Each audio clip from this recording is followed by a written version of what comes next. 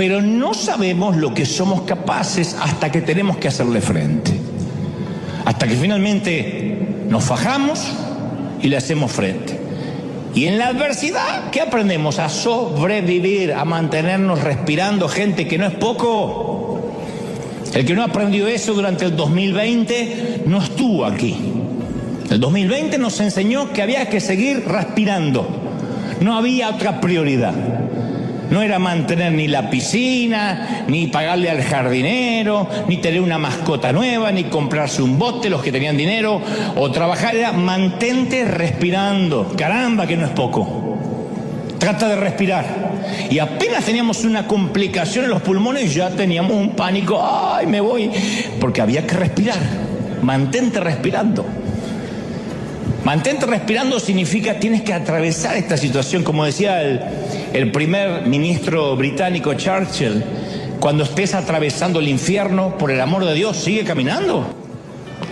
Nadie acampa en el infierno, tienes que seguir caminando.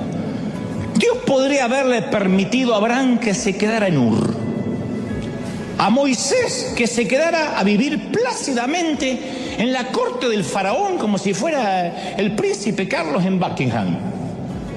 Podría haberle apartado a David de Goliat, que nunca se lo encontrara, a Sadrach, Mesach y Abednego del horno de fuego, a Daniel le podía haber quitado el foso de los leones, a Elías le podía haber evitado conocer a Jezabel, esa hermosa mujer, a Nehemías de la cautividad, podía haberle a Juan el Bautista evitado a Herodes, a Esther de ser amenazada, a Jeremías de ser rechazado, a Pablo de naufragar. Pero Dios utilizó todo ese crisol de pruebas, ese tamiz, ese colador, para producir en ellos perseverancia, resiliencia, carácter. Y permíteme ser brutalmente honesto, que no es lo mismo que bruto y honesto. Brutalmente honesto. Algunos creen que hay que ser bruto y honesto y ofenden a todo el mundo. No, brutalmente honesto. Es un tema de semántica. Yo, como todo el mundo, detesto las crisis. No voy a hacer una apología en favor de las pruebas, yo las detesto. No tanto por lo profundo del dolor, sino por lo mucho que dure ese dolor. Yo sé que gracias a las crisis me imagino, que me he vuelto y me sigo volviendo más humilde, más sabio, más flexible, más comprensivo, porque eso producen las crisis. Pero a mí me deja un mal sabor de boca. No creo que haya alguien acá que diga, a mí me encantan las crisis, no creo. A menos que le guste que le peguen con un látigo y otras cosas. Pero si no, no. A mí no me gusta. Todo cristiano va a ser zarandeado, ese no es el asunto. Muchas de las dificultades que nos enfrentamos son permitidas por Dios de manera deliberada, como un test, como un examen en el colegio. De manera deliberada, nadie va al colegio y dice, uy, tropecé y me caí con un examen. No, es deliberado. El asunto no es si vamos a ser zarandeados, el asunto es cómo vamos a salir de ese zarandeo. En un momento Jesús ora por sus discípulos en Juan 17:15 y dice, no te pido que los quites del mundo, sino que los protejas del maligno. No pide que seamos sacados del mundo, Jesús, que nos ponga en una burbuja, en un invernadero, que nos meta en Neptuno, en Plutón, o que vivamos en una suerte de membrana plástica evangélica. Lo que pide es que Dios nos proteja en medio de las crisis que sí o sí vamos a vivir. Esto no lo pega nadie en la nevera ni en sus automóviles, pero en el mundo tendréis aflicción. Después dice, confiad, yo vencí al mundo, pero es una promesa, van a tener aflicción. Seremos zarandeados. Tenemos que saber qué va a suceder. Lo único que no sabemos cuándo va a suceder. La buena noticia es que somos zarandeados con un propósito, por algo nos pasa. ¿Por qué? Porque Dios quiere producir en nosotros carácter. En Lucas 22:31 hay una pista. Simón, mira que Satanás ha pedido zarandearlos a ustedes como si fueran trigo. Pero yo he orado por ti para que no falle tu fe. Y cuando tú hayas vuelto, fortalece a tus hermanos. No se pierdan esto. Jesús le dice a Pedro que Satanás los pidió para zarandearlos como se zarandea el trigo en la era, para separar lo bueno de lo malo. Ese es un zarandeo, separar lo bueno de lo malo, cambiar el combustible. Y acto seguido, Jesús anima a los discípulos diciendo que ha orado por ellos para que su fe no falle. Nunca esto me pareció a mí tranquilizador. A mí me hubiese gustado algo como: yo he puesto una orden de restricción a Satanás, algo como predican los pastores empoderadores de ahora. Dios puso un cerco para que el diablo no te toque y no te va a tocar y no te va. A mí me encantaría eso.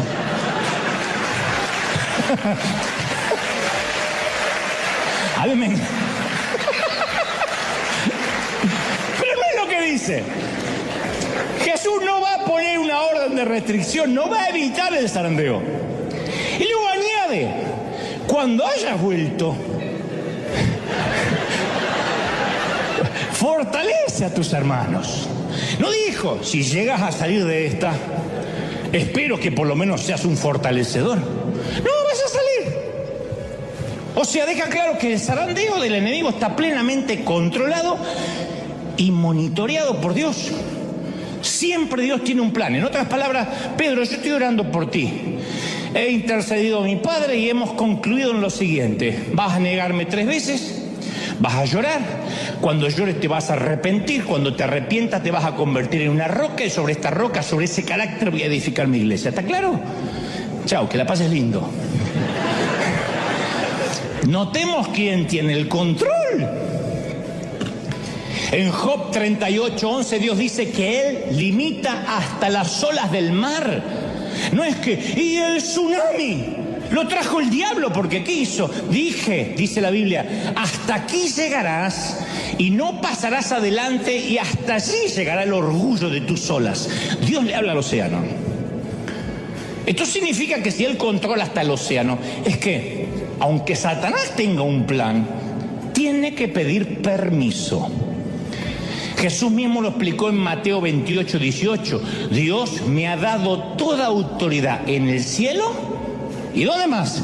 Y en la tierra. Y esto lo prueba. Marcos 1:27 afirma: Él manda aún a los espíritus inmundos y le obedecen. O sea, no hay temporadas en que Jesús tenga más autoridad y temporadas donde Jesús tenga menos autoridad. El lobo no puede tomar la oveja sin el permiso del pastor, y el pastor solo va a permitir cierto ataque si el proceso a la larga valdrá la pena. ¿Estamos hasta ahí, sí o no? Entonces, ¿cuál es el propósito de la prueba de Pedro? Que vuelva y dé testimonio a la iglesia. Cuando vuelvas, confirma a tus hermanos. Jesús permite que Pedro sufra la prueba para que anime a sus hermanos. Entonces, nuestra dificultad, esta enfermedad de ahora, esta crisis, nos está preparando para ser una voz de aliento. Dios no quiere más una iglesia que finja poder. Quiere una iglesia que haya atravesado las pruebas, las crisis, haya tocado fondo y en el fondo haya encontrado roca y lo pueda contar. Allí está Jesucristo, hay roca. ¿Sí o no? Entonces, todo lo que necesitamos recordar, como dice 1 Corintios 10:13, es: vosotros no habéis pasado por ninguna prueba que no sea humanamente soportable. Y podéis confiar en Dios, que no dejará sufrir pruebas más duras de las que vas a soportar, de las que podéis soportar. Por el contrario, dice el apóstol, la prueba hará que seas más fuerte, y Dios proveerá la salida para que puedas soportar. Habrá un éxito, una salida al final. Entonces, la mayoría de los entendidos teólogos leen en Isaías 14:13 la descripción de la caída de Lucifer. Dicen que eso habla de Lucifer, yo lo creo. Dice: voy a subir hasta el cielo, en palabras de Lucifer. Voy a poner mi trono sobre las estrellas de Dios. Voy a sentarme allá lejos en el norte, en el monte donde los dioses se reúnen. Subiré más allá de las nubes más altas y seré como el Altísimo. No son palabras de Nabucodonosor, son palabras de Lucifer. Y debido a que trató de ser como Dios, cayó delante de Dios a través de la historia. Y él se ha pasado la vida tratando de convencer al hombre que haga lo mismo, que caiga. Esa fue la estrategia que usó para decirle a Eva: come de este fruto y seréis como Dios. No cambió. Es tan egocéntrico ahora como lo era entonces. Es tan necio ahora como lo era entonces. Es tan limitado ahora como lo fue entonces. No lo olvide, todos los ángeles son inferiores a Dios, todos.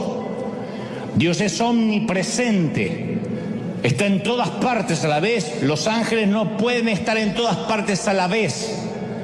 No pueden reproducirse, son asexuados. De manera que los ángeles que cayeron nunca se reprodujeron, la humanidad siempre fue creciendo. Son demasiado pocos demonios para tanta gente.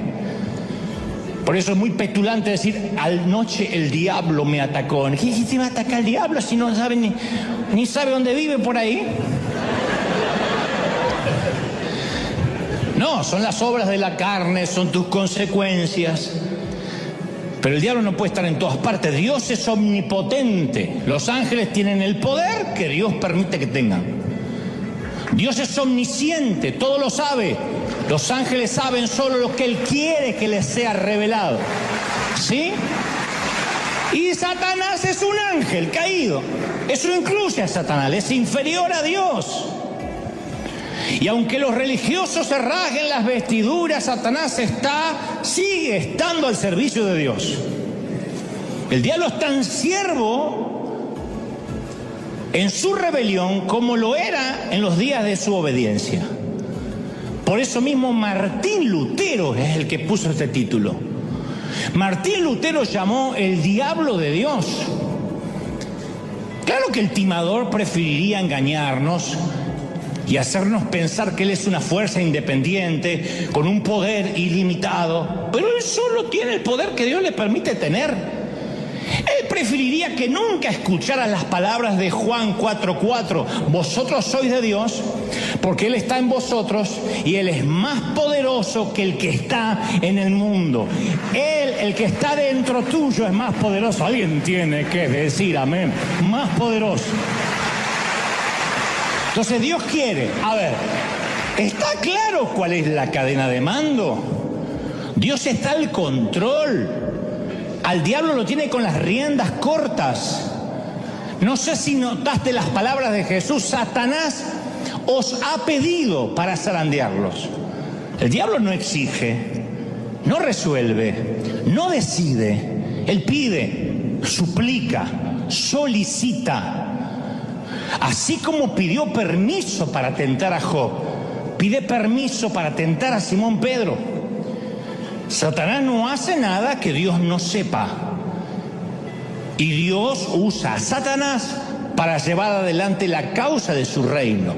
¿Cómo usa Dios a Satanás para hacer la obra del cielo? Lo usa para entrenarnos. Se vale de él para zarandearnos. Porque todos tenemos la misma enfermedad del diablo. Hasta el más dócil de nosotros, en un momento tiene un concepto más alto de sí mismo del que deba tener. En un momento a todos, no solo los argentinos, se le vuelan los pájaros. Yo he visto mexicanos agrandados y salvadoreños agrandados como zapatillas de monja. Yo los he visto.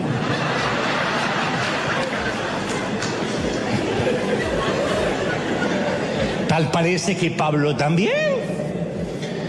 Porque uno va al currículum vitae del apóstol Pablo y claro, un encuentro personal cara a cara con Jesús resucitado, participante de visiones celestiales, apóstol escogido directamente por Dios, uno de los autores de la Biblia, sanó enfermo, viajó a través del mundo, escribió uno de los documentos más grandes de la historia. Pocos pueden igualar los logros de este prócer llamado Pablo. Y capaz que Pablo empezó a picarle el bichito y se empezó a autofelicitar. Y Dios, que ama a Pablo y odia el orgullo, lo protege a Pablo del pecado. Y obviamente, ¿a quién usa? A Satanás. Segunda de Corintios 12:7, por eso, para que yo no me creyera más de lo que soy, dice el apóstol, por tantas revelaciones maravillosas que tuve por haber ganado el campeonato del fin del mundo en Qatar. No sé si estaba eso, pero creo que lo hubiese mencionado. Se me ha dado un sufrimiento, una espina clavada en el cuerpo, un emisario de Satanás que vino a maltratarme. No se nos dice la naturaleza de su espina, pero se nos dice el propósito, el origen, para que Pablo siga siendo humilde. Un emisario de Satanás. El emisario pudo haber sido un dolor, una debilidad, una persona que le causaba aflicción, pero sí sabemos que ese emisario lo controlaba Dios. 3 veces le pedí al Señor, no dijo, me puse a reprender al diablo. 3 veces le pedí al Señor que me quitara el aguijón. Y el Señor me dijo, que te baste mi gracia, mi poder se perfecciona en tu debilidad. No te lo voy a quitar. El emisario estaba mandado por Dios, no te lo voy a quitar.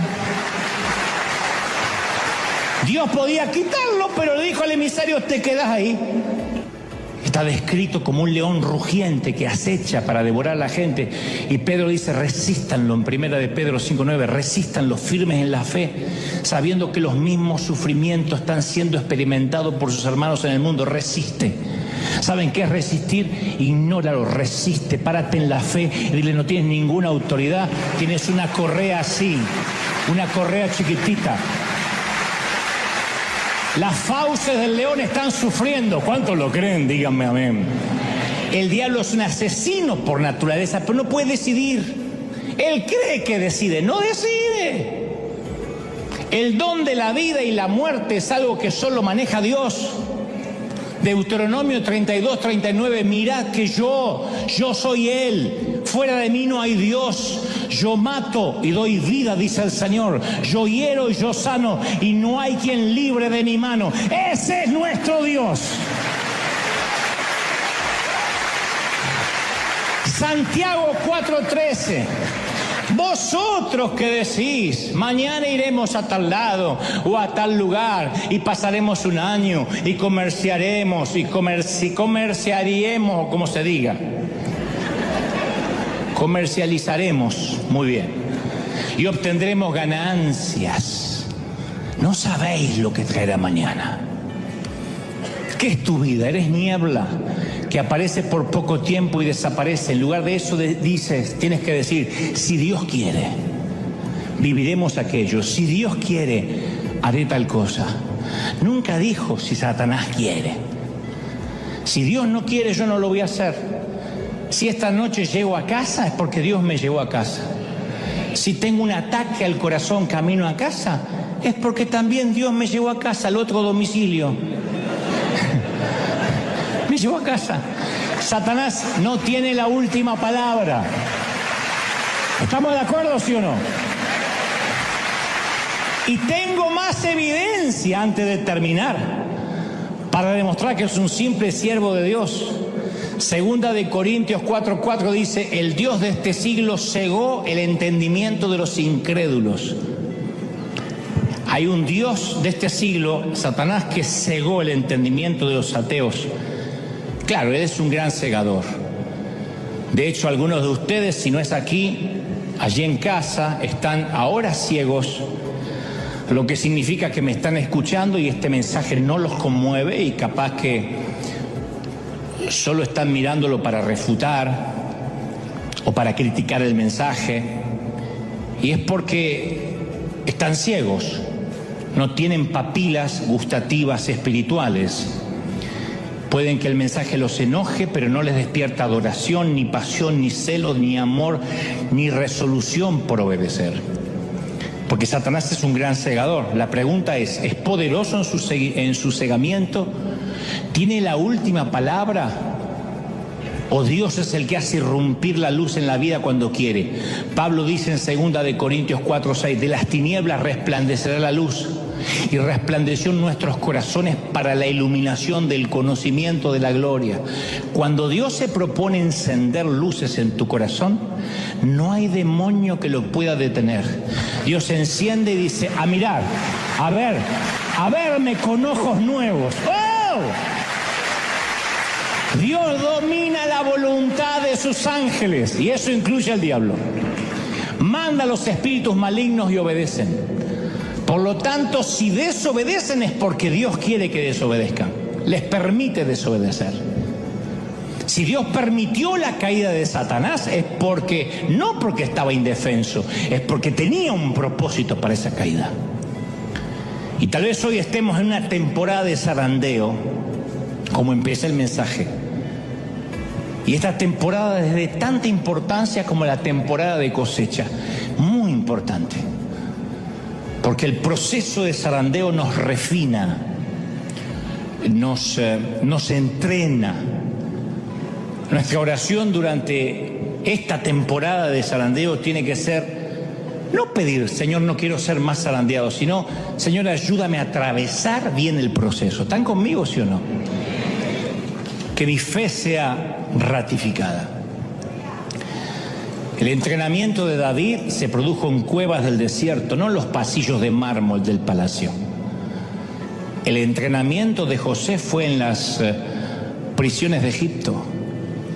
Moisés aprendió y se volvió humilde mientras trabajaba como pastor en las arenas del Sinaí. A Jacob se le asignó el profesor Labán como instructor por 14 años. Y cada uno de estos líderes, cuando se enfrentó a un reto difícil, tuvo la oportunidad de vengarse, de negarse, de echarse atrás o escapar.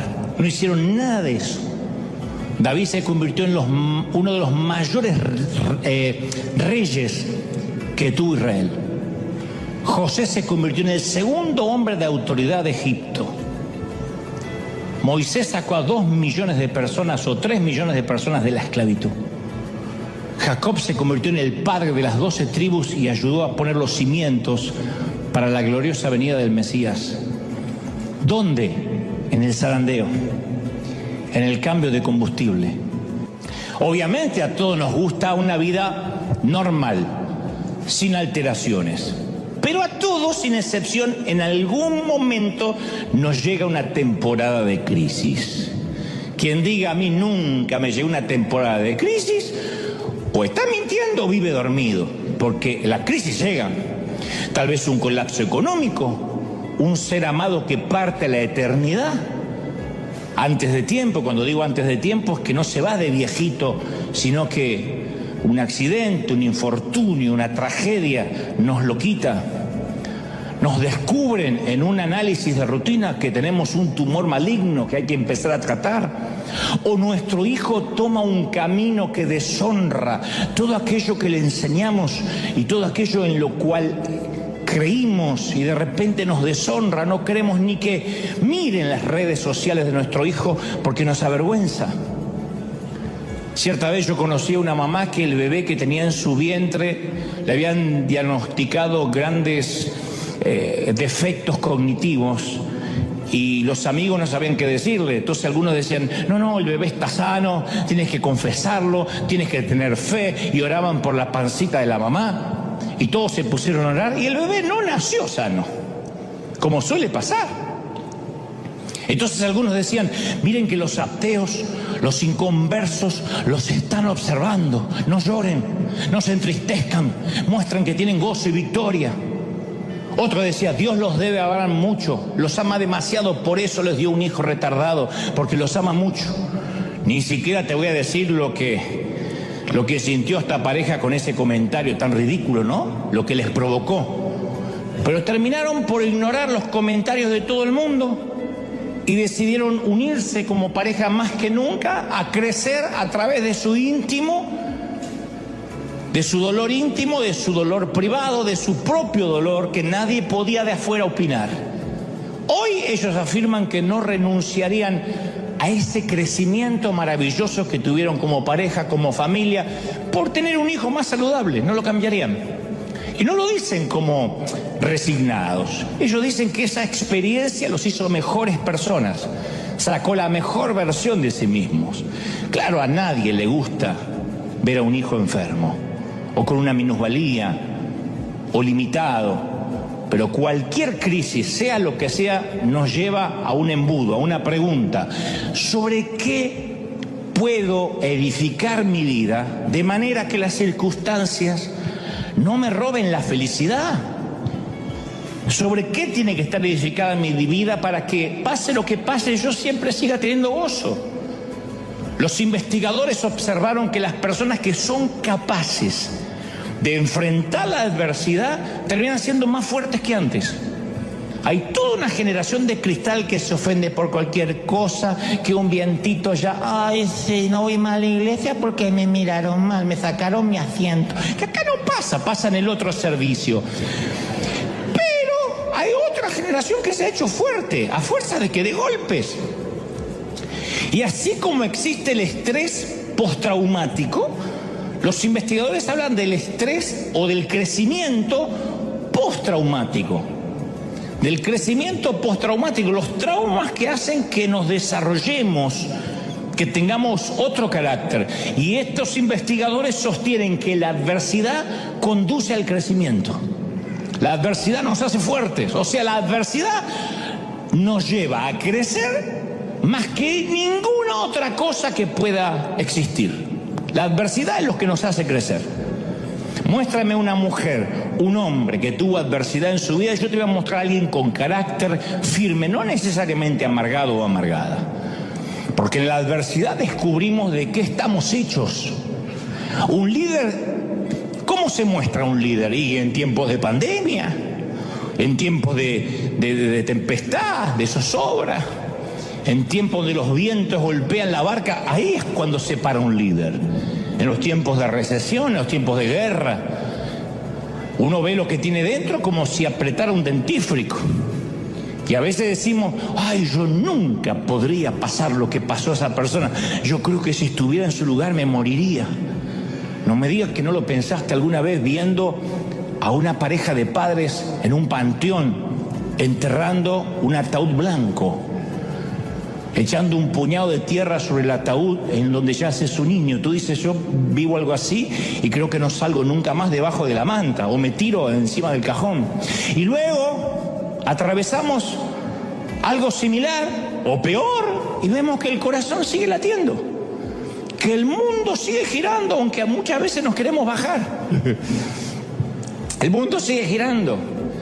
Uno quisiera que el mundo se detenga, que esté en low motion, en cámara lenta, porque hoy tenemos un funeral. Y el mundo sigue. Siguen los vendedores en la puerta, sigue alguien chismeando, sigue la suegra diciendo, los voy a visitar un día de esto. La vida sigue. Resiliencia, como nosotros con los hijos. A ver, hijo, prueba de hacerlo tú solo, hasta para enseñarnos a andar en bicicleta. Yo recuerdo cuando no me caí de la bicicleta, me caí de la confianza. Mirá qué profundo.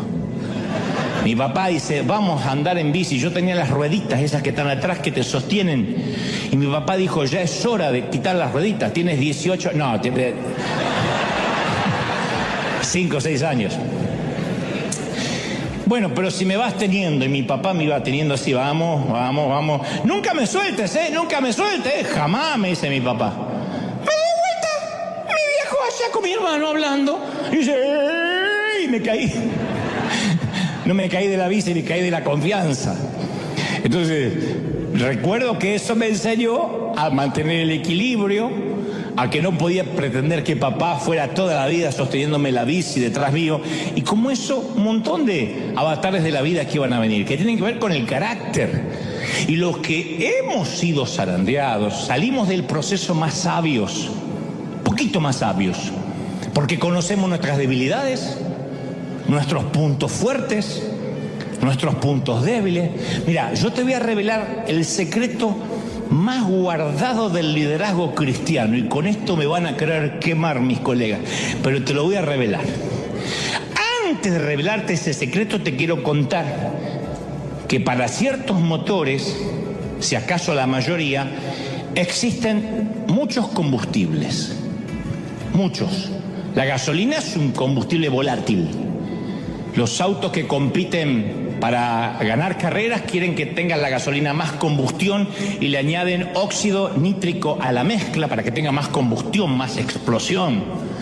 El petróleo es otro combustible, aunque no tan explosivo como tampoco lo es el diésel que usan los tractores. Algunos combustibles son muy buenos y otros son destructores. Todos son inflamables por naturaleza.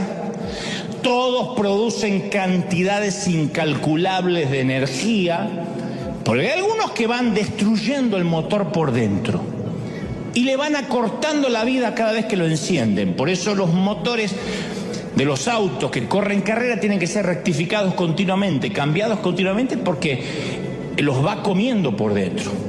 Y este es el secreto más guardado del liderazgo cristiano.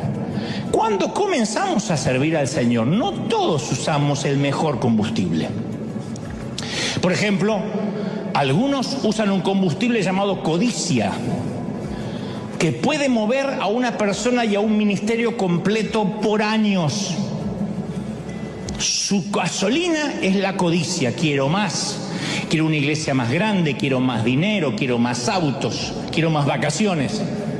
Hay otros combustibles como la inseguridad, el orgullo, el espíritu de competencia, la necesidad de reafirmación, que me vean, el que dirán. Y esas cosas pueden mantener a los líderes en pie algunos años, pero no logra producir en ellos carácter ni mantenerlos hasta el final. Son los que preguntamos por ellos y ya no sabemos más. Están 2 años, 5 años, 10 años en el mejor de los casos y después no nos enteramos más de ellos.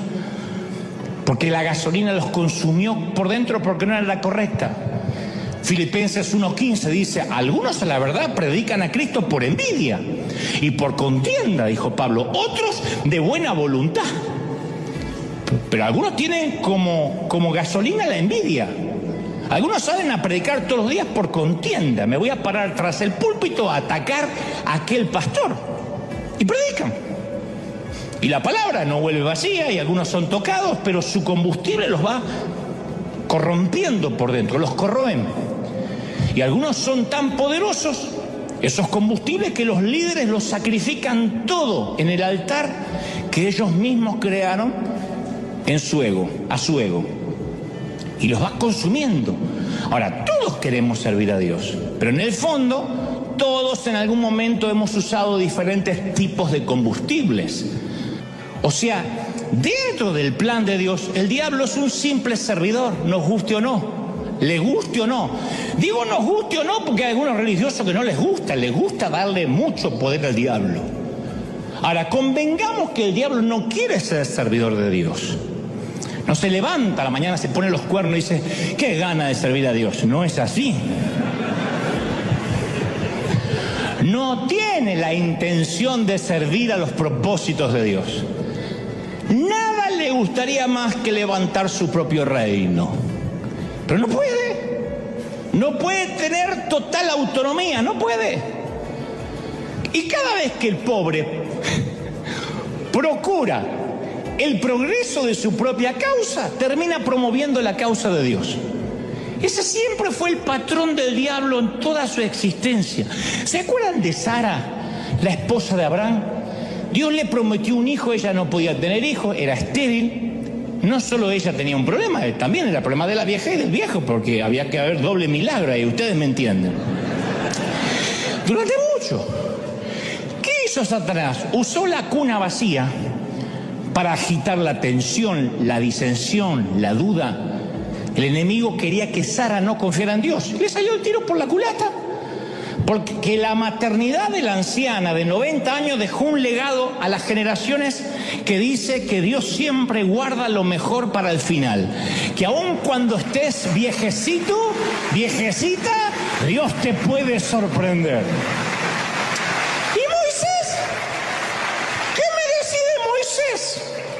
Satanás y sus hordas celebrando el día que el joven príncipe tuvo que huir de Egipto. Pensaba que había hecho descarrilar el plan de Dios cuando en realidad jugó a favor de Dios. Dios usó la derrota y el desierto para entrenar a Moisés. Y Daniel. Satanás celebraba cuando se llevaban cautivos los jóvenes de Jerusalén. Dijo, ya está, aislé y puse en cautiverio a los jóvenes más piadosos. Nuevamente el efecto boomerang. Lo que Satanás pensó que era cautividad, Dios lo transformó en realeza. Y Pablo, Satanás esperaba que la prisión lo iba a silenciar. Y sí, la prisión silenció su púlpito, pero desató su pluma. Las cartas a los Gálatas, Efesios, Filipenses y Colosenses fueron escritas desde la cárcel, desde la celda. O sea que Satanás ayudó a que se escribiera el Nuevo Testamento. El ganso ayudó a que se escribiera gran parte del Nuevo Testamento. Pedro es otro ejemplo. Trató de desacreditar a Jesús, Satanás, haciendo que Pedro lo negara. Y el plan resultó al revés. Porque en vez de ser un ejemplo, Pedro, de hasta dónde puede caer una persona, hoy es un ejemplo de hasta dónde Dios puede extender su gracia. Entonces, cada vez que Satanás arma un plan, le termina explotando en la cara. El diablo es el coyote de la Warner Brothers. Cuando se lo imaginen, quiero que siempre a partir de ahora lo vean como el coyote. No lo vean con alas rojas, con cara de suegra. No, tiene la cara del coyote. Desgarbado, comprando marca Acme. ¿Te acuerdas los intentos fallidos del coyote de la Warner para atrapar al Correcaminos? Y sus productos marca Acme. Porque deja en claro Dios quién es el que dirige la tierra. Satanás puede pavonearse todo lo que quiera, pero Dios es el que tiene la última palabra. Entonces, durante toda la vida, el enemigo hizo el papel del coyote. 2 veces, la Biblia solo 2 veces corre la cortina del espacio y el tiempo y se nos permite echar un vistazo a la apuesta más tonta de la historia. Satanás era un ángel, Lucifer, que no se contentó con estar cerca de Dios. Él quería estar por encima de Dios. No estaba satisfecho de adorarlo, quería su trono. Y según Ezequiel tenía una belleza sin comparación. Ezequiel 28:12 dice, tú eras modelo de perfección, lleno de sabiduría, de perfecta belleza. Estabas en el Edén, el jardín de Dios, adornado de toda clase de piedras preciosas y caminabas entre las estrellas. Tu conducta fue perfecta desde el día que fuiste creado hasta que apareció en ti la maldad. El tipo caminaba pechito de paloma como un argentino por las nubes así. Era una mezcla de Ronaldo con el talento de Messi. Y las ganas de Chicharito. Y tanto Ezequiel como Isaías, describen al ángel más hermoso que cualquier criatura, sin embargo, más necio que cualquier otro ser que haya vivido. Porque el orgullo fue su caída. Pero tengo que decirte, Satanás ha pedido para zarandearte. Y yo voy a orar para que tu fe no falte, no te falle, para que te sostengas, para que te mantengas, para que resistas. No ahora, hasta que Cristo venga, para que tu carácter sea más fuerte, para que salgas zarandeado pero en victoria, para que no bajes los brazos, para que no creas que estás derrotado. Es parte de la historia, pero tienes que saber que estás controlado. Si hay un cerco que se abre, va a ser porque Dios lo permite, o porque tú en desobediencia abras ese cerco. La desobediencia, el pecado, te deja a expensas del enemigo. Él anda como el león rugiente buscando a qué devorar. Cuando tú te pones bajo la presencia de Dios, automáticamente la protección que vino sobre Job viene sobre ti. Y si te va a tocar es porque Dios lo permite, o tú lo permitas. ¿Cómo? En pecado, en rebelión, en obediencia, y solito te vas y te entregas en manos de aquel que está buscando para matarte. No obstante, si dices, a pesar de mis errores, a pesar de mis yerros, a pesar de mis equívocos, yo todos los días corro la gracia, todos los días voy a la presencia del Señor y pido su protección. Tienes que saber que no importa, no hay diabetes, no hay pandemia, no hay virus, no hay cáncer, no hay metástasis que va a matarte si Dios no quiere que te mate. Si Dios te quiere llevar de algo, te va a llevar, con algo te va a llevar, algo se va a valer para llevarnos. Pero eso no viene porque Dios se descuidó, porque estaba ocupado, es propósito de Dios. Es maravilloso saber que uno está viviendo en el propósito de Dios, es maravilloso. Nada va a pasar que Dios no lo disponga. El avión no se cae si Dios no quiere que se caiga. Si hay un propósito, eso te hace vivir la vida en paz, con felicidad, con gozo, perderle el miedo al enemigo. Es un ángel inferior, ni es omnipotente, ni es omnisciente, ni es omnipresente, y si hace algo, insisto, lo repetiré otra vez, es porque Dios le permite que lo haga. Y le dice, hasta aquí, cuidado, porque yo le voy a dar la salida para que pueda soportar, porque es mi hijo, lo estoy procesando.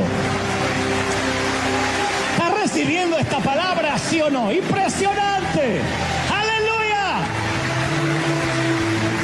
Levanta tus manos al cielo, vamos a orar. Padre, di conmigo, Señor Jesús, fuerte, entra en mi corazón, perdona mis pecados, anota mi nombre en el libro de la vida, comienzo otra vez. Y yo sé que por ahí a alguno aquí todavía le cuesta imaginar, o te cuesta imaginar que lo que estás viviendo podría resultar en algo bueno. Tú dices, no me digas, ¿de verdad? No inventes. Lo que yo estoy viviendo me estás diciendo que es el diablo con permiso de Dios. Me estás diciendo que estoy en un ambiente controlado para algo.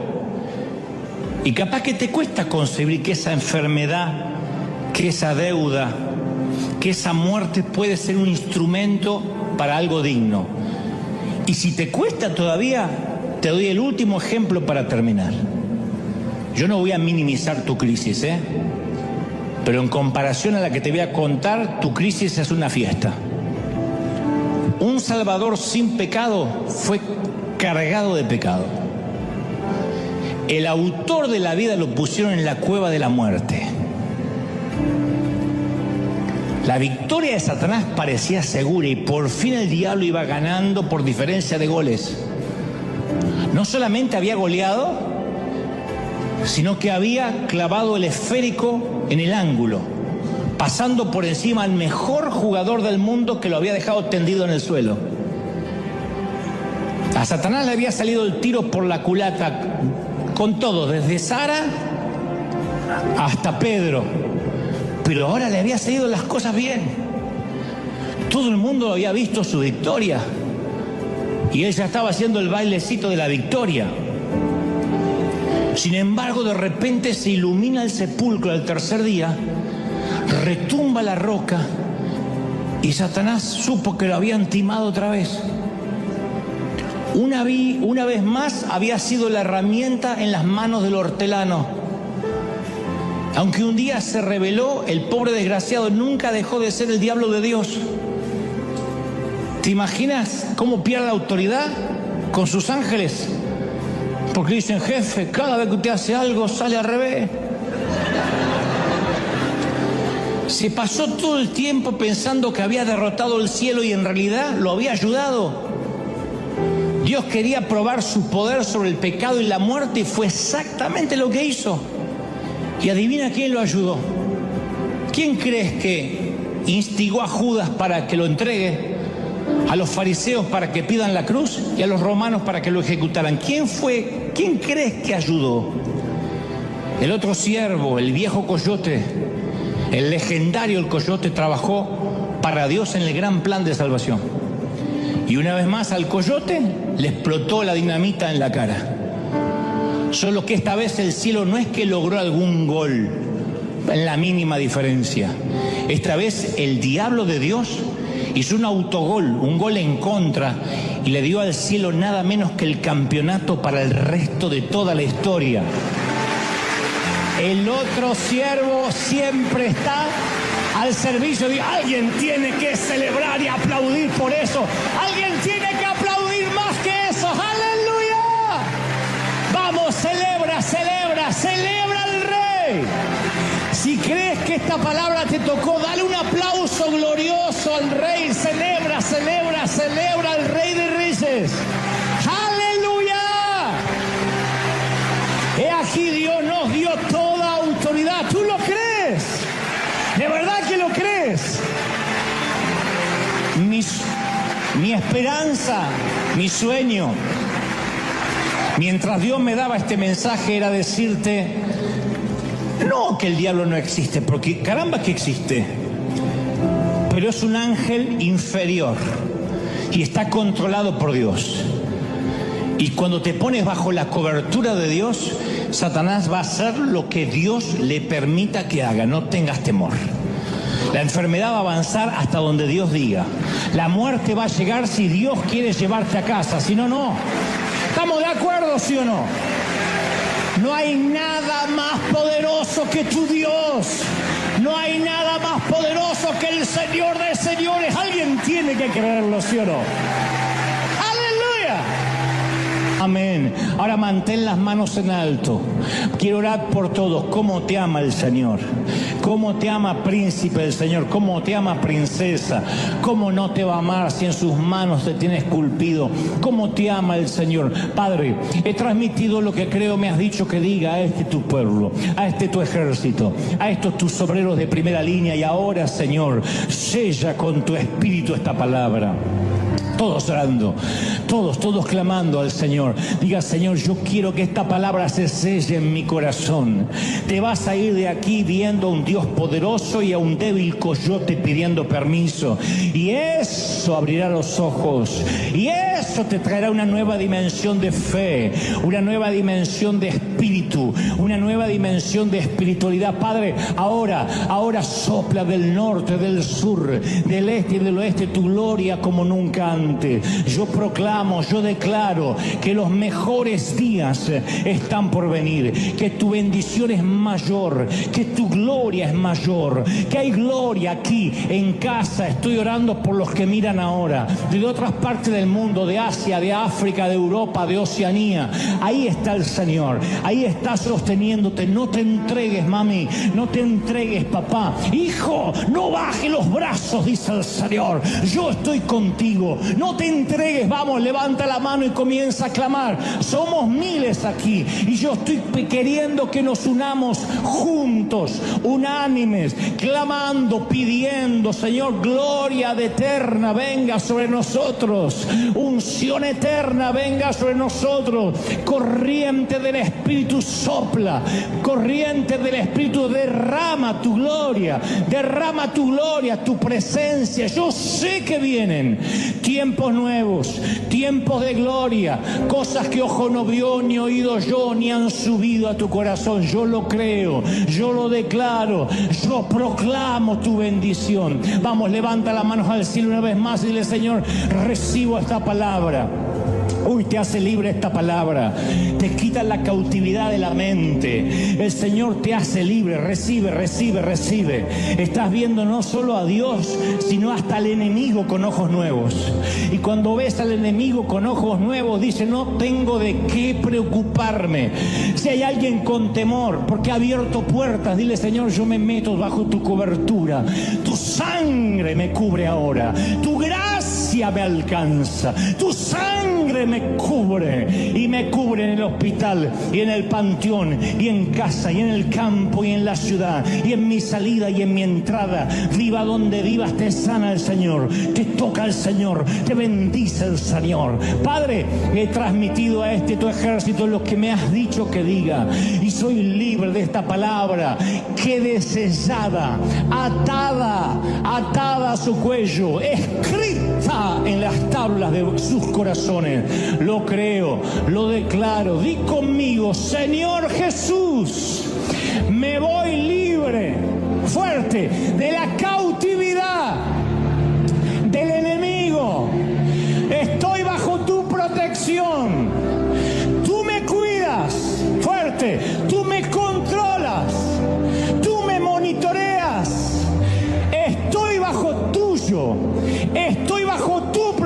salvación. Amén, amén y amén. Gloria al Señor. ¡Hay gloria, mis queridos! Dale ese aplauso al Señor, al Rey de Reyes. ¡Hay gloria, gloria, gloria! ¿Cuántos se van bendecidos? Celebra, celebra, celebra al Rey. ¡Aleluya! Chao, gente. Hasta el domingo que viene. ¡Que Dios te bendiga! Chao, chao, chao, chao. Chao, bendecido. Chao, chao, bendecido. Chao, chao, bendecido. Chao, chao, bendecido. Chao, chao, bendecido. Chao, chao, bendecido. No te asustes por la noche, porque la noche es para descansar. Te dicen cosas tales como deja la luz encendida y tú dices no, hay que apagarla. No, pero tengo miedo. No tengas miedo, la noche se hizo para descansar. Si fuiste niño, en algún momento dijiste cosas como no quiero que se haga de noche, no me gusta. Como que las ganas de jugar continúan a pesar de que el físico no nos da más. Si fuera por nuestros niños más pequeños, ellos no tendrían noche nunca, no descansarían nunca porque dicen, oh, otra vez hay que dormir. Mientras que algunos adultos depresivos admiran, sueñan, ambicionan la cama con esperanza. Los niños no quieren saber nada con ir a la cama y entonces uno le tiene que decir que los tiempos de oscuridad son para que descanses.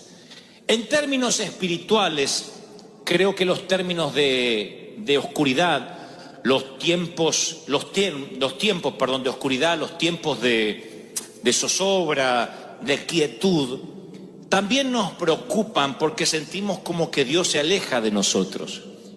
Así que cuando yo me puse a escribir el sermón el día sábado, pude sentir que el Espíritu Santo me decía, dile a mis hijos que la oscuridad es parte del plan, que el silencio es parte de mi amor hacia ellos. No es un sermón popular, no es algo que despierta muchos amén, pero es algo que tiene que ver con la vida real. Meditaba que el libro de Génesis termina con una sola familia, tan pequeña como para que la Biblia pueda enumerar cada uno de los hijos. Y luego vamos al libro de Éxodo, que es el segundo libro del canon bíblico, y comienza con una muchedumbre de israelitas que trabajaban como esclavos bajo el hostil faraón. Hay una brecha entre la primera familia, que tiene unos cuantos hijos, y de pronto la muchedumbre que trabaja como esclavos bajo el faraón en Egipto. En ningún lugar del relato se escribe lo que sucedió en los 4 siglos del medio. Hubo 400 años entre el último capítulo de Génesis y el primero de Éxodo. 400 años es casi el doble del tiempo de la existencia de los Estados Unidos en el mundo. 4 siglos donde el cielo, por alguna razón, se cerró o permaneció callado. Luego de ese silencio, de esa oscuridad, no hay registro de lo que pasó. ¿Qué hizo que esa primera familia de Génesis deviniera o terminara en esclavos sirviendo a Faraón? No hay una revelación, hay revelaciones históricas, pero no bíblicas, respecto a cómo llegaron hasta ahí. Pero allí están, son una muchedumbre, sirven como esclavos, y ahí en Éxodo aparece Dios, después de 4 siglos de silencio. Entonces, ¿por qué hace silencio el Señor? ¿Por qué a veces despliega su poder y hay momentos que por 4 siglos hace silencio? ¿Por qué? Porque creo que el silencio tiene que ver con su amor. Salmo 121:4 dice, he aquí, no se adormecerá ni dormirá el que guarda a Israel. Silencio no significa que Dios esté durmiendo. Silencio no significa que Él te deje de amar. No hay cosa más hermosa cuando alguien te dice, aunque no podamos estar juntos, porque no sé, el amor de tu vida está al otro lado del océano, tú dices, pero igual yo estaré pensando en ti. Miraré la luna a la misma hora. Oh. ¿Por qué? Porque no se adormecerá mi amor, aunque no estemos juntos, aunque no me oigas, dice el Señor, yo te sigo amando. Salmos 3:5 dice, yo me acosté, oigan esto para los chicos y para los grandes, me acosté y dormí Pueden agregar, y ronqué como un hipopótamo, y desperté, porque Jehová me sustentaba. ¡Aleluya! ¿Saben lo que es que te sustenta? Que duermes y te tiene en la mano. Es maravilloso. Su palabra indica que aunque estés descansando, el plan de Dios para tu vida continúa avanzando. Hay una gran cantidad en la Biblia de sucesos que se dan la victoria, empieza la victoria en medio de la oscuridad. Porque a veces uno cree que Dios descansa durante la noche. Ay, me acuesto con este problema y hasta mañana no lo retomo. Tu abuela, porque el Señor sigue. No, tu abuela no lo retoma, pero el Señor sí. El Señor dice, para mí no hay noche. Tienes que descansar. Tú descansa. La noche es para que descanses, dice el Señor. Mañana te quiero fresco. Ay, es que ¿por qué no se resolvió el problema? Porque tienes que descansar, sonso. Deja que los cielos sigan trabajando. Sonso, dice mi Biblia, Dante habla hoy. La creación de la luz irrumpió en el caos de la oscuridad. Jacob luchó toda la noche, y por la mañana obtuvo una nueva identidad. La liberación de Israel de la Pascua ocurrió por la noche. La batalla de Gedeón, que terminó en victoria, comenzó en la mitad de la noche. La cruz de Jesús, aunque era mediodía, quedó en un cielo negro y oscuro durante la noche. Tú dices, pero ¿por qué tiene que venir la noche? Yo sé que la oscuridad viene, en términos prácticos, la oscuridad viene y te quita el descanso, cuando debería ser lo contrario. No hay sueño que te repare del dolor. Te agotas emocionalmente, te drenas espiritual y físicamente. Y el dolor es tan grande que pareciera que te deja en una noche continua, crónica, que no termina más. Y la oscuridad llega a veces por algún acontecimiento que no esperamos. Tú dices, ¿y qué es la oscuridad? La oscuridad es una relación que se destruye, un hijo que se revela, un desastre financiero, un revés financiero, el sueño que se muere y sientes que tú también te mueres un poco con ese sueño. Y dices, siento que estoy a tientas en la oscuridad, que no veo con claridad. Cuando está el día, es como que hay más esperanzas. Pero llega la noche y el dolor es agudo. Y aparece sin razón. No hay razones para la oscuridad. Oras y no hay respuesta. No hay sentido de cercanía con Dios. Tu alma se siente árida, estéril. No estás en el desierto está en ti.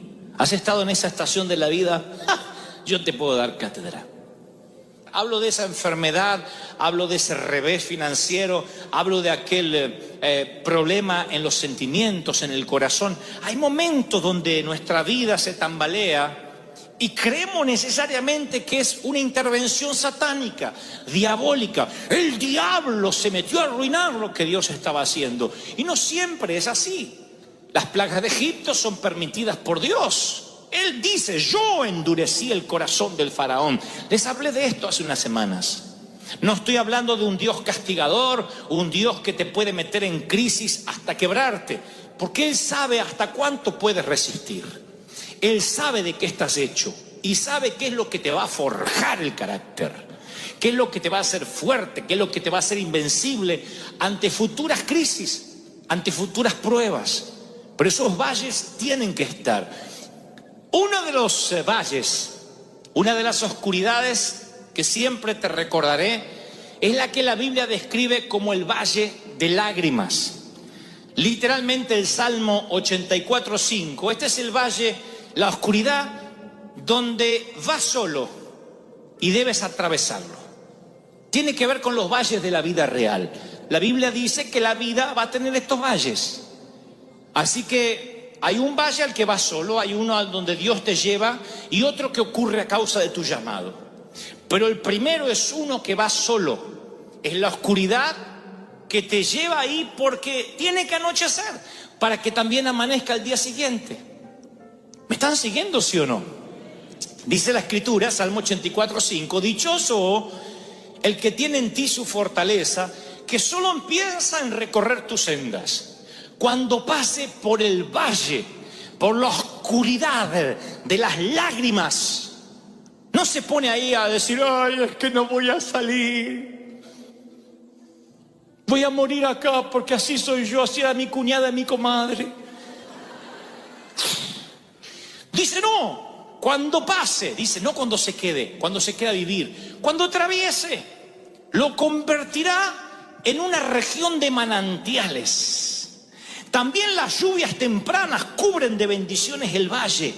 Dice una versión, será bienaventurado aquel que pase por el valle de lágrimas y lo cambie en fuente. O sea, momentos de llanto, aprende a contentarse.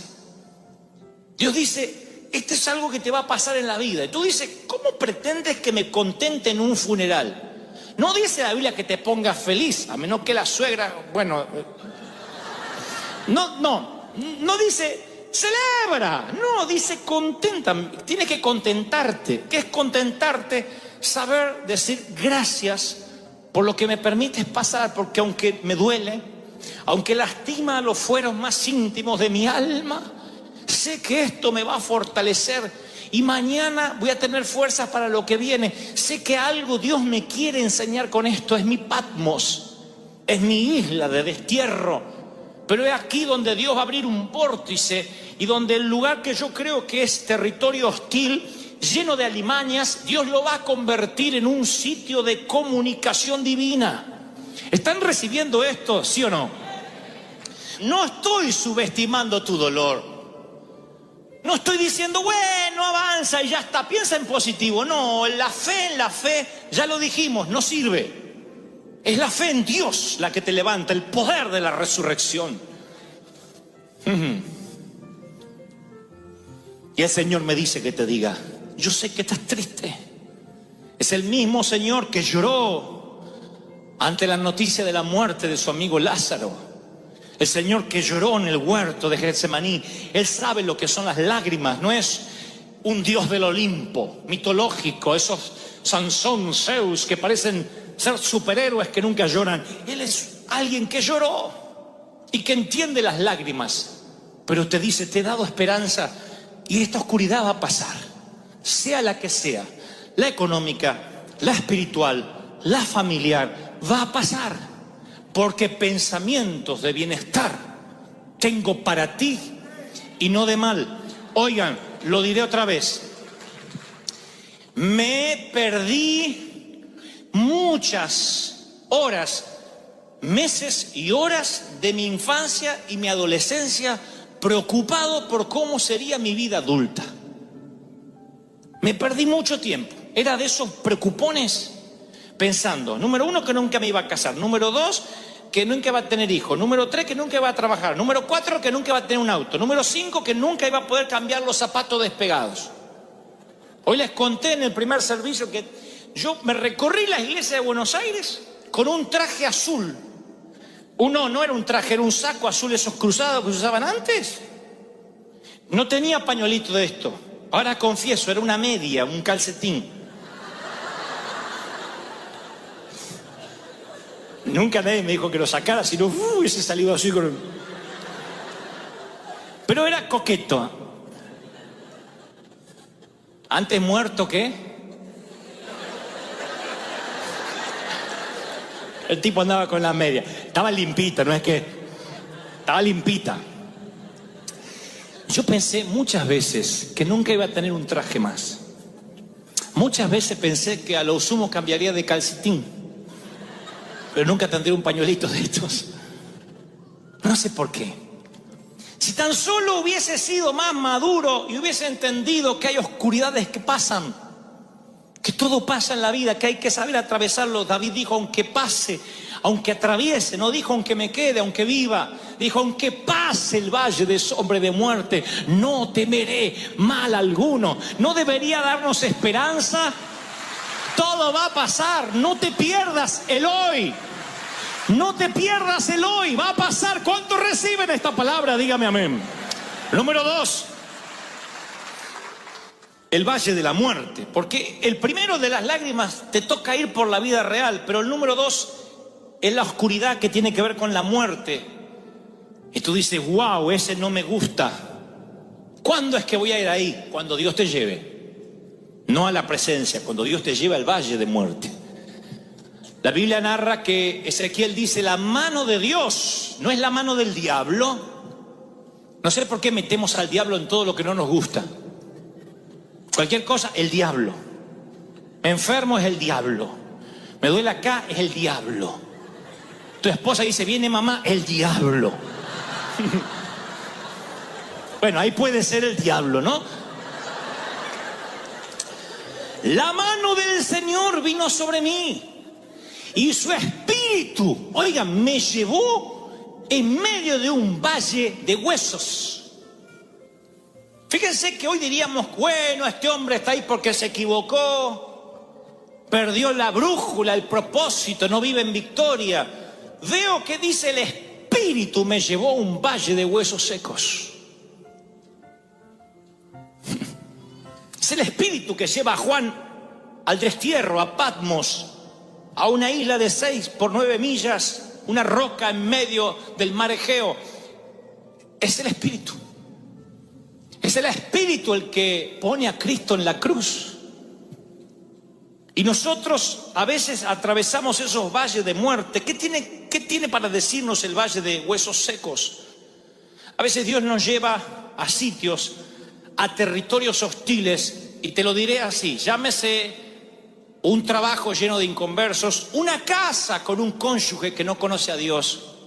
Y uno se pregunta, Señor, ¿por qué hay tantos sitios donde yo podía estar? Pero dice el profeta, me hizo pasearme entre los huesos, y había muchos huesos que estaban secos, y me dijo, hijo de hombre, ¿podrán revivir estos huesos?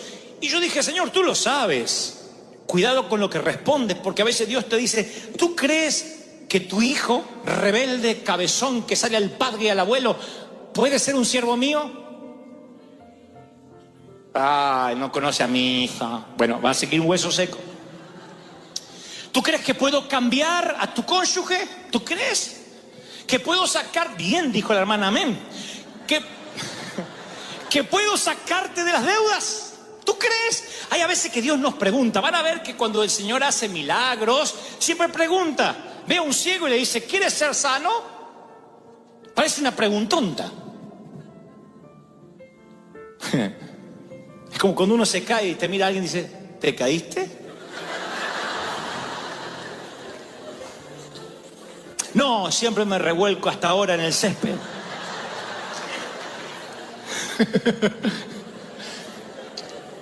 ¿Por qué el Señor preguntaría, ¿tú crees que pueden revivir estos huesos? Y entonces me dijo, profetiza sobre estos huesos y dile, así dice el Señor, yo daré aliento de vida, soplaré de mi espíritu y viviréis. Les pondré tendones, haré que salga carne, los cubriré de piel, les daré aliento de vida, van a revivir y sabrán que yo soy el Señor. ¡Wow! ¡Aleluya! ¡Aleluya! Entonces te diré, número 2, tú vas a las oscuridades de los valles, o al valle de los huesos secos, con un solo propósito: profetiza sobre lo que está muerto. No digas, Señor, si es tuyo que reviva, profetiza. Recuerdan lo que el Señor nos dijo: no le hables a Dios acerca de la montaña. Señor, hay una montaña delante mío. Esa no fue la orden. Dios nunca dijo, cuando te encuentras ante una montaña, órame a mí para que yo te la quite. Él dijo, dile a la montaña, muévete, háblale de Dios a tu montaña. Dile, muévete, profetiza. ¡Wow! ¿Cuántos están recibiendo esto? Dígame amén. Te paras entre la montaña y le profetizas. Caminas entre los huesos secos y profetiza. ¿Cuánto hace que no abres la cuenta bancaria en internet? Mira los números rojos, los cheques, lo que tienes para pagar. Y en vez de llorar y decir, Señor, mándame algo, ¿no habrá quedado algo en alguna chaqueta? En vez de hacer eso, ¿cuánto hace que no has profetizado? En fe. caminar sobre las finanzas muertas, sobre la quiebra y decir: en el nombre del Señor profetizo que los recursos vienen, que la providencia se suelta, que los cielos se abren, porque Dios me trajo aquí en el Espíritu para que se revierta. ¡Aleluya! ¿Están recibiéndolo, sí o no? Profetiza. Espera que tu hijo se duerma esta noche y profetízale. Al grandote, digo, al mamut. Porque a los nenitos es fácil profetizarse, pero el mamut de 22, 18, con las patas peludas.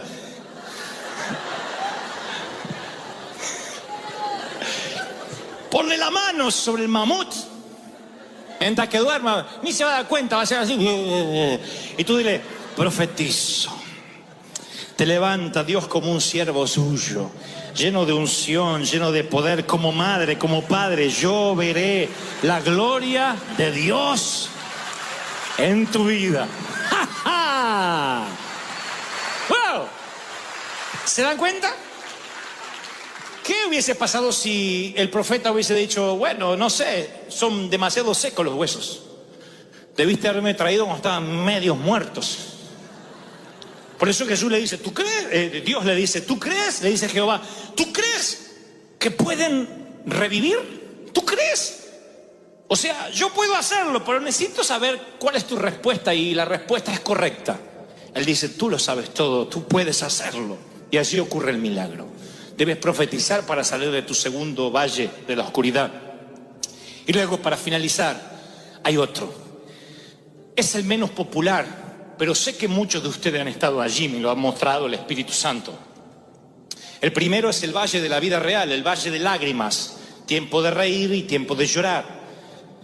Y ese valle de lágrimas hay que convertirlo en fuente, aprender a contentarse a pesar del dolor. El segundo tiene que ver con lo muerto, lo que parece que no va a resucitar, y allí no opera la fe preventiva, sino la fe de resurrección, la fe que transforma lo que va camino a lo pútrido, lo que va camino a la entropía, a pudrirse, a transformarse en algo que está vivo. Y lo tercero es el valle que viene a causa de la unción.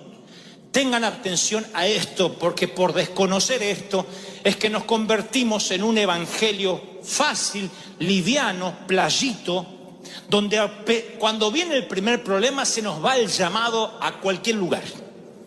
Tienen todo el llamado para servir en Uganda, en la India, acá y allá.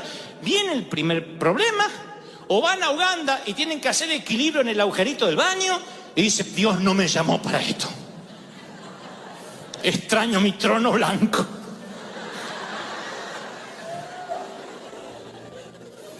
Sí, yo conozco gente que, metafóricamente hablando, por un inodoro dudan de su llamado, porque desconocen el valle o la oscuridad a causa de la unción. La Biblia dice que al enterarse los filisteos que David había sido ungido, cuando se enteraron que David fue ungido, subieron todos contra él. Pero David lo supo y bajó a la fortaleza. Los filisteos avanzaron, desplegaron sus fuerzas en el valle de Refaín. Refaín significa gigantes. Y desplegaron sus fuerzas contra David. Y David dijo: debo atacarlos, los entregarás en mi poder. Y el Señor le dijo: atácalos, porque te aseguro que te los entregaré. Muéstrame a alguien que esté ungido, que ore por los enfermos, que quiera servir al Señor, que libere a los endemoniados, y te mostraré a alguien que muchas veces ha llorado preguntándole a Dios dónde está Él en sus momentos personales. No crean a esos super predicadores que parece que la vida les sonríe y bajan de un carro de fuego a predicar y luego se van otra vez a la presencia de Dios hasta el próximo domingo. No funciona así. Somos humanos, de carne, de hueso. Tenemos decenas de problemas. Nos deprimimos, lloramos, nos enojamos, pecamos, nos airamos. Eso pasa con cualquiera. Y es más, cuando Dios te unge, lo he dicho tantas veces, nuevo nivel de unción, nuevo demonio asignado. No quiero que se asusten, quiero que entiendan que es una batalla. Al enterarse el infierno de que Dios ungió una iglesia en el sur de California, más precisamente en Anaheim, despliega sus raquíticos demonios en contra de los que estén más débiles. Y los que desconocen de que esto es parte de la batalla se empiezan a asustar diciendo: ¿qué estoy haciendo mal? No, estás haciendo bien. A causa de la unción el infierno se está conmoviendo. A causa de la unción el infierno se está levantando. Pero mayor es el que está contigo que los que vienen en contra, dice la Biblia. ¡Wow! ¡Ja, ja! ¡Santo! ¿Están recibiendo esto, sí o no? En cada movimiento de Dios, Satanás está desesperado por contrarrestarlo o destruirlo, antes, durante o después. Cuando Satanás ve lo que va a ocurrir con Moisés, trata de matar todos los niños de esa generación. Arrasa con todos. Es tan torpe, es tan idiota. El demonio que siempre usa el mismo modus operandi, cuando teme que Jesús nace, hace lo mismo y manda a matar todos los niños. El plan de aborto no es algo de la última era, del último siglo. Satanás ha implementado el aborto una y otra vez porque cuanto más niños destruya, habrá menos papás profetizando sobre sus cunas y sus camas. Y será menos peligro. Él dice: aborta, aborta, tienes que matarlo antes de que la profecía se cumpla. Satanás siempre atacará la profecía. Y cuando hay una profecía sobre la iglesia, vendrán los ataques. Y tú dices: ¿y cómo haré para soportar el embate? Sencillo, tienes que saber que esto es parte del negocio. Si no hay ataques, no estás siendo un peligro. Si no estás representando un peligro para el infierno, entonces sí deberías preocuparte.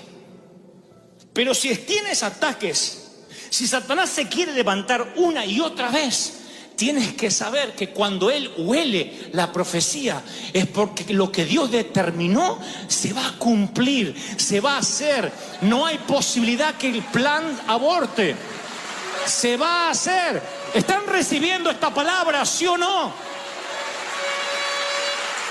Cuando el enemigo se levanta es porque es más grande lo que Dios va a hacer. Aunque el enemigo venga como río, el Espíritu de Dios levantará bandera, va a plantar bandera, dice la Biblia. Aunque venga, aunque quiera arrasar. ¿Están recibiendo esta palabra? ¡Ja, ja! ¡Aleluya! ¿Reciben algo más? Digan conmigo: algo más, quiero algo más. No importa si estás en el valle de lágrimas o el de los huesos secos, o el valle a causa de la unción que reposa sobre ti. Nunca creas que Dios te abandonará en ninguno de los tres. Nunca, jamás. Es más, les daré esta revelación por la misma ofrenda. Y los siervos del rey de Siria dijeron: el Dios de Israel solo es Dios de montes, de montañas. Por eso siempre nos vencen. Esto dijeron los sirios. Si hacemos que ellos bajen a la llanura, al valle, ahí los vamos a vencer. Pelearemos con ellos en campo raso y los vamos a vencer porque su Dios es Dios de montes y Dios de montañas. Satanás dice: este es un creyente de domingo. Vienen a recibir la palabrita y se van. Pero Dios no está con ellos los lunes, ni los martes, ni en los valles, ni en las crisis. Y cuando el enemigo se atreve a decir esto, hay una palabra que debes saber. La Biblia narra que Dios se ofende. Dios, cuando oye lo que los sirios dicen, dice: vino pues el varón de Dios al rey de Israel y le dijo: por cuanto los sirios han dicho Jehová es solo Dios de montes y no de valles, es solo Dios de día y no de oscuridad, dice Dios: yo te voy a entregar toda esta multitud de enemigos en tus manos para que conozcan que también soy el Dios de los valles. ¡Oh!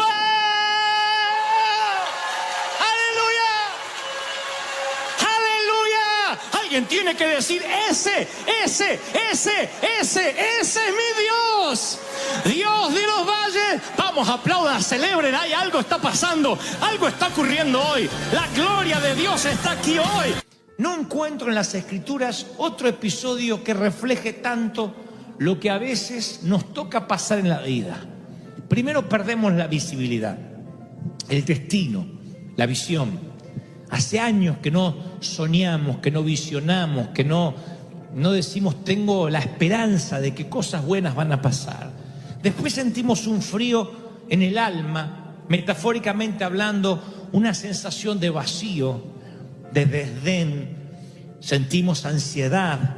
A eso se suma que no tenemos ganas de hablar con nadie, queremos nada más que salga el sol. Se confluyen todos los elementos para hacernos sentir tristes. Decimos, si yo tuviera que lidiar contra la falta de visión, de visibilidad, podría, pero a eso se le suma el frío y a la tormenta y la nieve. Siempre, insisto, individualmente haríamos frente, estaríamos fuertes para enfrentar lo que venga, pero esos elementos cuando confluyen colectivamente son formidables y hacen que no podamos luchar. Estás impaciente, quieres salir, no puedes manejar tantos frentes a la vez. Así que regresemos a la historia de Pablo, el naufragio de Pablo o el presunto naufragio de Pablo.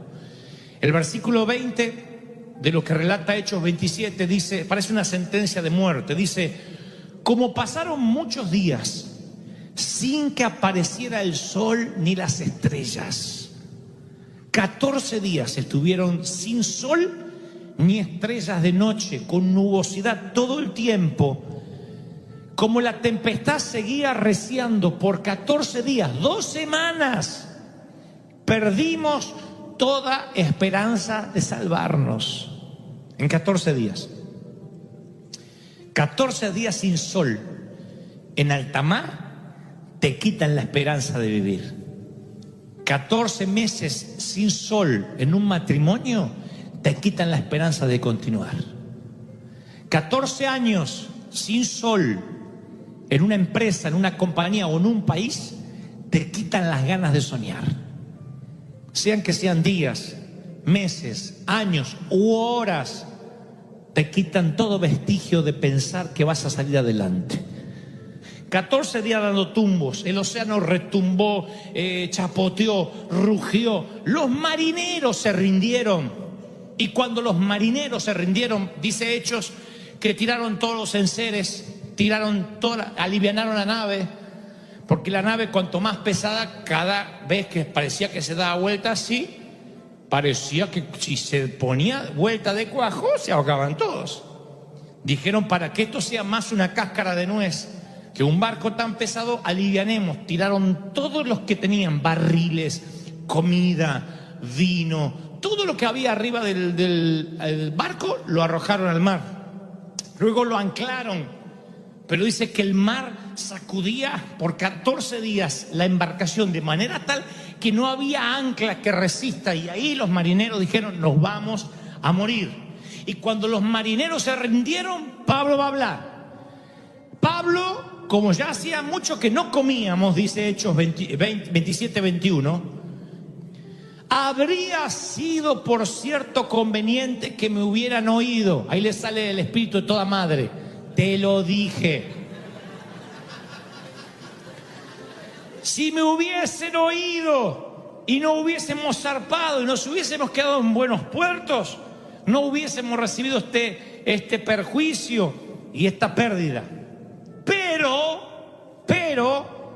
yo los exhorto a tener buen ánimo.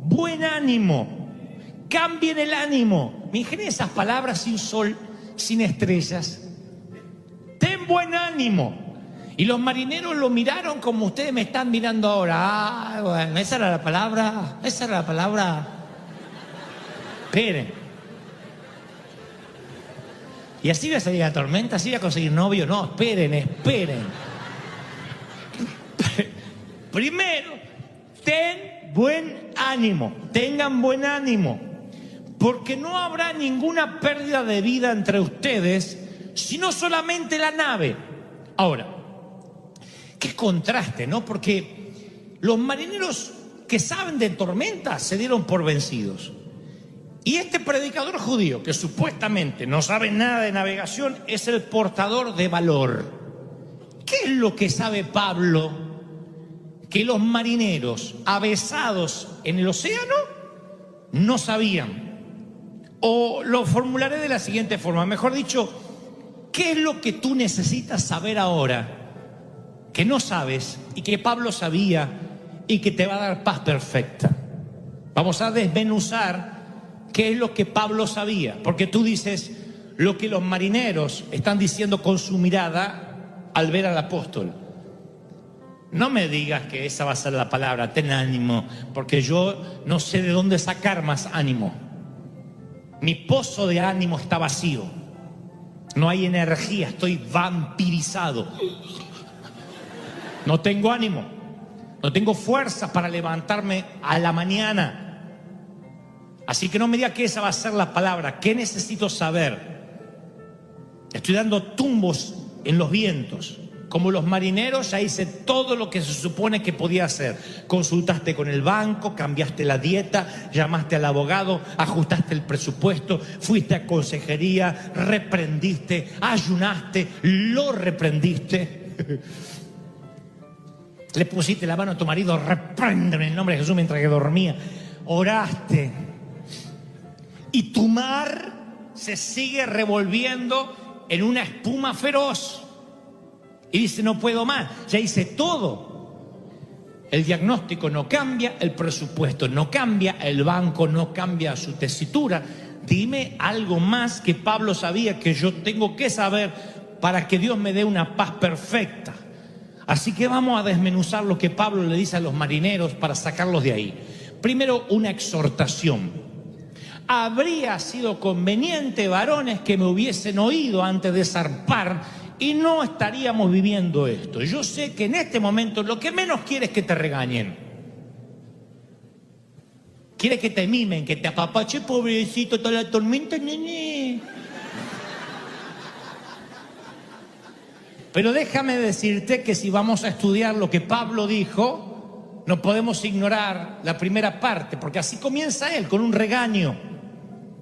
Si tú no escuchas las advertencias de Dios, el regaño va a venir, porque Dios al que ama disciplina, al que ama. Me preocuparía que no te regañe Dios, que no me regañe Dios, porque eso sería que me ha dejado de amar, lo cual sería imposible en la soberanía de Dios, en la esencia de mi Dios. Él te ama, me ama, y entonces te y me regaña. Quizás la tormenta es porque no escuchaste a Dios, como los marineros no escucharon a Pablo. Te dijo Dios más de una vez, el que toma prestado es esclavo del que le presta. Y te metiste en una deuda que hoy te tiene en medio de una tormenta. Dios te dice, ahí están las escrituras. Si tú pudieras vivir bajo los principios bíblicos, no te meterías en tormentas. El que pide prestado es esclavo de aquel que le presta. Y tal vez ignoraste eso y eso te metió en una tormenta. Aprende a vivir con la dádiva diaria, y te metiste en un auto para tener el lujo de tener un auto nuevo y mandarte la parte, y es un auto que hoy no puedes sostener ni pagar, y vives en una casa que no puedes pagar simplemente porque no seguiste principios bíblicos de saber vivir en la escasez y en la abundancia. Eso es saber cuándo puedes acceder a un mejor auto, a una mejor casa, a un viaje que hasta el día de hoy estás pagando en cuotas, porque decía, más si hay que vivir el hoy. Sí, pero eso es una palabra de Dios sacada de contexto. Basta el día con su afán no significa no planificar. Porque el hombre que no planifica es semejante a aquel que, queriendo edificar una torre, no mira primero si tiene los elementos necesarios para acabarla, no sea que cuando no la pueda acabar y sea una torre a medio terminar, todo el mundo le haga burla. Está en la Biblia. Entonces uno tiene que planificarse concienzudo. Quizás estás en una tormenta porque no oíste. Te dijo el Señor que el sexo fuera del matrimonio ocasiona caos. Y aún así dijiste, pero bueno, yo soy hombre, yo soy mujer, no puedo controlar mis hormonas. Y entonces estás en una tormenta que no acaba más. Porque no solo entregaste tu cuerpo, sino tu alma, e hicieron añicos con tu corazón. Y alguien abusó de lo más preciado que tenías, tu inocencia. Y hoy estás en medio de una tormenta por no escuchar las advertencias. Te advirtió el Señor que no abrieras las puertas de tu casa para el chisme, que tuvieras el valor para decir, no, yo acá no quiero escucharte más hablar mal de nadie porque me hace mal a mí. Tira tu basura o tu diarrea verbal ahí, en ese tacho verde de reciclado, pero no aquí en mi mesa. Y no tuviste el valor y hoy estás envuelto en una tormenta de culpa. Así que siempre que estamos en una tormenta, Dios primero nos dará una exhortación. Si alguna de estas cosas te describe, entonces recibe la reprimenda de Dios. Estás en la tormenta, tienes que saberlo por tu salud mental. No es que Dios le agrada retarte, pero por tu salud mental y emocional tienes que saber que muchas de las tormentas en las que estás metido no es culpa del diablo. Pobre diablo, que a veces no tiene nada que ver. Pero no te aflijas, porque no te vas a ir con la reprimenda solamente.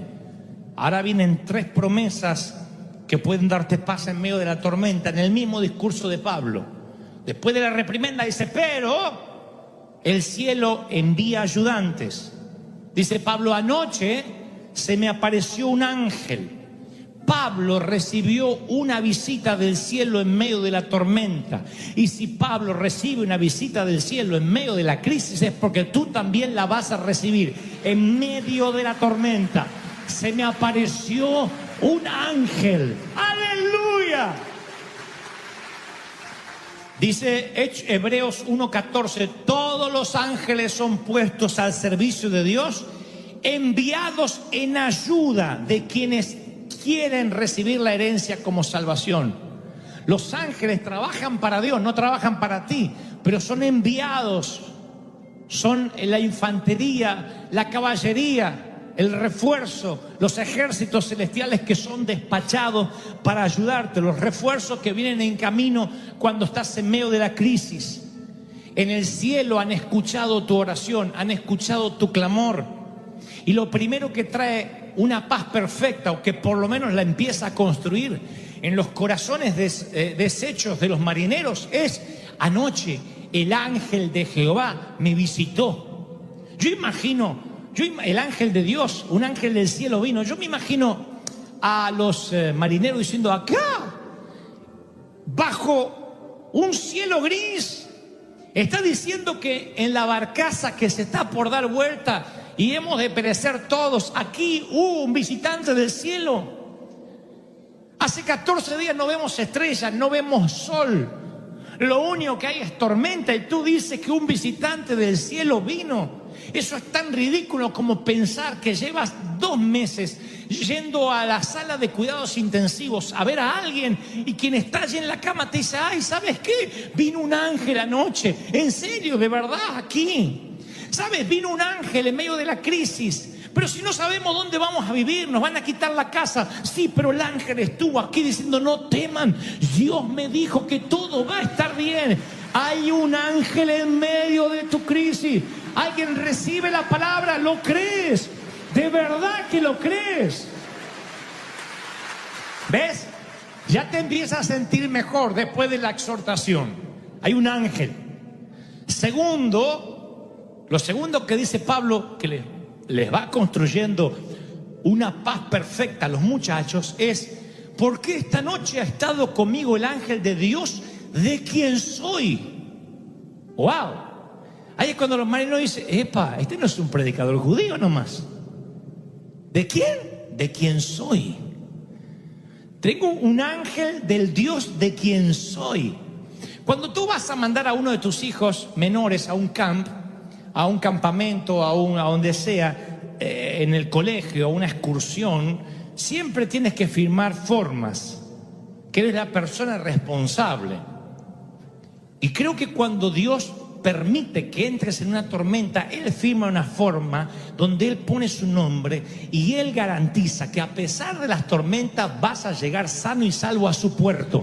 Tú vas a llegar. Porque tú eres su hijo y Él es tu padre. Ya no eres esclavo, sino eres hijo, porque Dios te hizo heredero. ¿Lo crees, sí o no? El Dios a quien soy. Así que el Dios de quien soy, el cielo, tiene un lugar para ti. ¿No te parece fascinante? Luego dice, esta noche ha estado conmigo el ángel de Dios, de quien soy y a quien sirvo. ¿A quién sirvo? Dios le dijo a Pablo que lleve el evangelio a Roma y aún no había terminado la misión. Así que Pablo sabía que no se podía morir. Pablo dijo, no me puedo morir. Porque Dios, cuando me subió a esta travesía, me dijo, vas a ir a llevar el evangelio a Roma. No es que Dios cambió de planes ahora. Y como yo tengo una misión, el barco no se puede hundir. Y quiero que sepas esto, aunque parezca algo infantil, tú no vas a vivir un día menos de los días que ya dispuso Dios. Parece una tontería, pero quiero que mastiquen y lo dijeran. Tú no vas a vivir ni un día menos de los días que ya dispuso Dios que vas a vivir. Dice la palabra en Salmo 139, 16. Yo no había vivido un solo día cuando tú habías decidido cuánto tiempo iba a vivir y lo habías anotado en tu libro. Lo único que tú y yo podemos hacer es cambiar la calidad de tus días y de mis días, pero no la cantidad. Los mensajes que Dios trae cada domingo acá es para cambiar tu calidad de vida hasta que Cristo venga, pero no la cantidad. No nos corresponde a nosotros cambiar la cantidad. Dios sabe cuántos días vas a vivir. Y si Dios tiene un trabajo para ti, Él te va a mantener vivo hasta que lo hagas. Yo te prometo que las aguas no te anegarán, dice Dios. Yo te voy a sacar de ahí. Es un proceso, no mueres en la tormenta, no naufragas, no termina ahogado tus días. Lo recibes, aleluya. Bueno, pero lo que dice Pablo empieza mal y termina también un poco mal, porque dice, esto les pasa por no hacerme caso. Pero tranquilos, el ángel de Jehová, el ángel de Dios, me visitó anoche. El ángel del Dios al quien soy y a quien sirvo. Y me dijo que no habrá pérdidas de vida. Solo perderemos el barco. Solo la nave. Te dicen, bueno, pues si sabes que te vas a morir, ¿qué te importa el barco? Pero vamos a mirar finito lo que dice acá Pablo, porque no es fácil perder el barco. Una vez que ya sabes que salvas tu vida, sientes alivio, pero después también quieres el barco. Siempre. Ese barco puede ser tu matrimonio, tu cuerpo, tu salud, tu empresa. Y gracias a tu barco, convengamos, te has mantenido a flote. Y ahora sin tu barco sientes que te vas a hundir. Y entonces te sientes mal. Dice, bueno, salvé la vida, pero no tengo barco. Y esta palabra va para los mismos que hace un momento dije, estás en una tormenta y tenían miedo a morir. Ahora tú dices, bueno, ok, el ángel está conmigo, tengo una misión, no me voy a morir. ¿Y por qué perdí la casa? Porque a veces los barcos se pierden en las tormentas.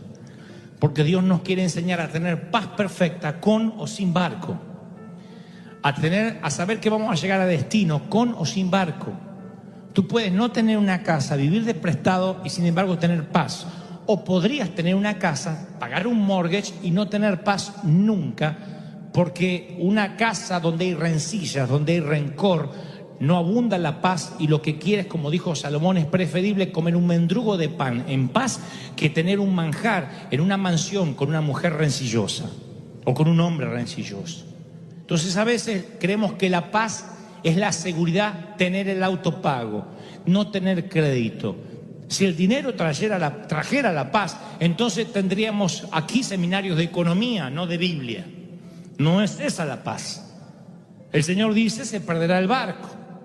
A veces por malas decisiones, por no escuchar una reprimenda, perdemos los navíos. Los perdemos. ¿Qué otra manera Dios tiene para enseñarnos dependencia divina, sino es a veces dejarnos sin barco. ¿Cuándo es que aprendemos a confiar en Dios? ¿Cuando tenemos dinero? No. Si tú tienes un problema de baja estima, esto lo dije muchas veces y lo diré otra vez porque a veces lo olvidamos. Si tú dices, yo lucho con la baja estima, sáname, Dios no te va a elevar la estima, va a mandar gente para que traten de dañar tu estima, para que tú la fortalezcas. Recuerden que cuando uno se da una vacuna, la vacuna es nada más que un concentrado de la enfermedad de la cual quieres combatir. Entonces te inyectan esa misma enfermedad en una baja dosis para que subas tus defensas, suba el umbral del dolor. Cuando tú dices, dame paciencia, Señor, dame paciencia, Dios dice a Satanás, como dijo al mismo diablo con respecto a Job, bueno, atácalo un poquito, atácalo un poco, que se le pare el auto, que la familia esté más rebelde que nunca, que la suegra se le venga a visitar, porque me está pidiendo paciencia. ¿Cómo vas a tener paciencia si no viene la manera para que tú la eches a andar a la paciencia? Si tú oraste alguna vez por fe, vas a estar en tormentas donde vas a tener que usar la fe. Si no, nunca vas a ver si tienes fe. Nosotros pensamos que tener fe es ausencia de problemas. No, tener fe es problemas y operar la fe por encima de esos problemas. ¿Sí? Entonces, ¿cómo vas a aprender a vivir en lo mucho y en lo poco si nunca tuviste poco? Si nunca perdiste un barco. Dios tiene que saber que tú vas a tener paz independientemente del dinero que tengas en el banco. Tu bolsillo no puede regular tu paz. Tu paz tiene que ser porque el ángel de Jehová te visitó anoche y te dijo, aunque pierdas todo, yo estoy contigo, dice Dios. ¿Cuántos reciben esta palabra? Díganme amén. ¡Aleluya! ¿La están recibiendo, sí o no? Yo estoy contigo, dice Dios. Esa es la paz perfecta. El Dios de quien tú eres, ¿tú crees que eres del Señor? ¿Cómo te vas a ahogar entonces? Noah Drew tenía 2 años cuando descubrió que no se hundiría para siempre. 2 años. La familia Drew recorría en su auto la corta distancia hasta la piscina del barrio. Iba tan despacito la mamá, manejando tan lento el automóvil, que los seguros automáticos de las puertas no se cerraron. Y Noah, que iba con su traje de baño en el asiento trasero, 2 años, abrió la puerta y se cayó. Y ella sintió en el auto como que las ruedas pasaron un badén, como si hubiese pasado un reductor de velocidad, pero eran las piernas del niño. Así que paró, saltó del auto y encontró a Noah en el pavimento. Un vehículo de 5.000 libras le había pasado por las piernas. Pero cuando fueron a emergencias, no se había roto ni un solo hueso, solamente algunos rasguños. Y le decían a la mamá, ¿de verdad el auto le pasó por arriba? Y esa noche, cuando ya estaban en casa, con algunas heridas menores, el niño dijo, mamá, Jesús me atrapó. Y la mamá le dice, ¿pero tú viste a Jesús? Y dice, sí. Y le dije, gracias. ¿Y qué te dijo? De nada, pequeño. Me atrapó. Y luego agregó, dice, Jesús tiene sus manos de color pardo. Él me atrapó. ¿Y no hablaste nada más? No. Le dije, gracias. Y me dijo, de nada. Y me dejó allí.